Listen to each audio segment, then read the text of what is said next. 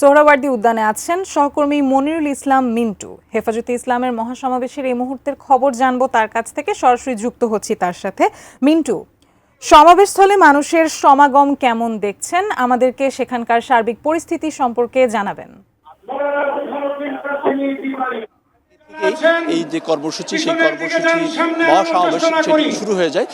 প্রথম দিকে বিভিন্ন জেলার আমির এবং মহাসচিব পর্যায়ের নেতৃবৃন্দ বক্তব্য রেখেছেন এবং এরপরে কেন্দ্রীয় কমিটির নেতারা বক্তব্য রাখছেন। আমরা লক্ষ্য করছি যে ইতিমধ্যেই কিন্তু হেফাজতে ইসলামের আমির আল্লামা মহিবুল্লাহ বাবুনগরী তিনি মঞ্চে উপস্থিত হয়েছেন এবং পাশাপাশি মামানুল হক সহ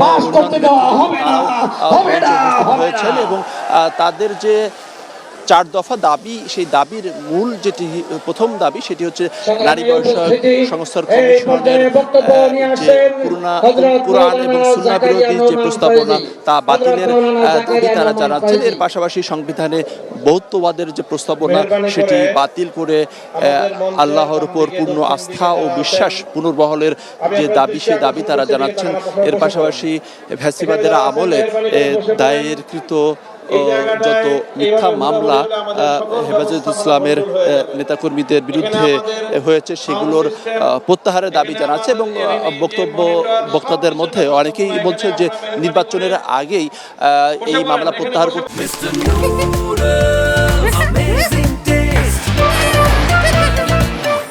তবে পাশাপাশি আজ থেকে এক যুগ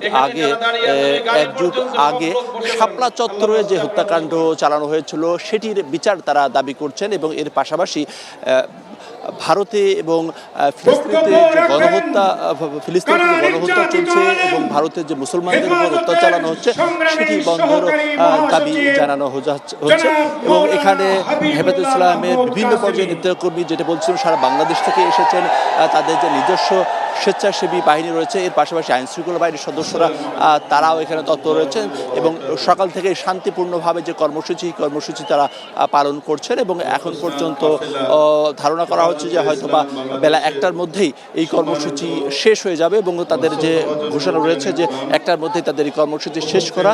তো এই ছিল বলতে গেলে এখনকার মতো সোহরাওয়ার্দী উদ্যানের অবস্থা। 4 দফা দাবিতে হেফাজতে ইসলামের যে মহাসমাবেশ এবং দীর্ঘ এক যুগ আগে শাপলা চত্বরে গণহত্যা চালানো হয়েছিল বা শাপলা চত্বরে যে হত্যাকাণ্ড চালানো হয়েছিল সেটির বিচার তারা দাবি করছেন এই মহাসমাবেশ থেকে।